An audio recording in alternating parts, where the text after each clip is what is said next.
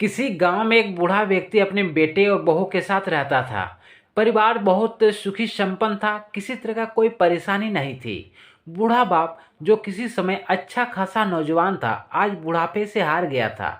चलते समय लड़खड़ाता था, लाठी की जरूरत पड़ने लगी। चेहरा झुर्रियों से भर चुका था, बस अपना जीवन किसी तरह व्यतीत कर रहा था। घर में एक चीज अच्छी थी कि शाम को खाना खाते समय पूरा परिवार के साथ टेबल पर बैठकर खाना खाता था। एक दिन ऐसे ही शाम को जब सारे लोग खाना खाने बेटा ऑफिस से आया था। भूख ज़्यादा थी, सो जल्दी से खाना खाने बैठ गया और साथ में बहू और उसका बेटा भी खाना खाने लगे। बूढ़े हाथ जैसे ही थाली उठाने को हुए, थाली हाथ से छिटक गई। थोड़ी दाल टेबल पर गिर गई। बहू बेटे ने घृणा दृष्टि से पिता की ओर देखा और फिर से अपना खाना खाने लग गए। बूढ़े पिता ने जैसे ही अपने हिलते हाथों से खाना खाना शुरू किया तो खाना कभी कपड़ों पे गिरता, कभी जमीन पर। बहू चिढ़ते हुए कहा, हे राम, कितनी गंदी तरह से खाते हैं, मन करता है इनकी थाली किसी अलग कोने में लगवा दें।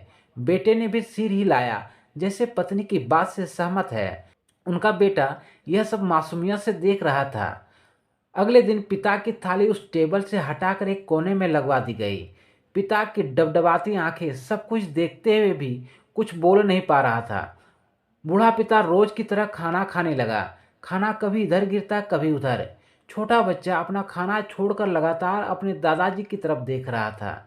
माँ ने पूछा, क्या हुआ बेटा, तुम दादाजी की तरफ क्यों देख रहे हो और खाना क्यों नहीं खा रहे?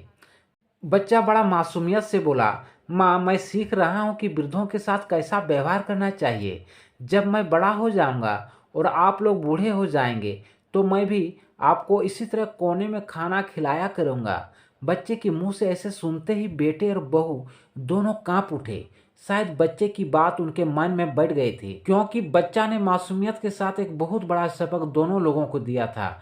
बेटे ने जल्दी से आगे बढ़कर पिता को उठाया और वापस टेबल पे खाने के लिए बैठाया, और बहू भी भागकर पानी का गिलास लेकर आई कि पिताजी को कोई तकलीफ ना हो।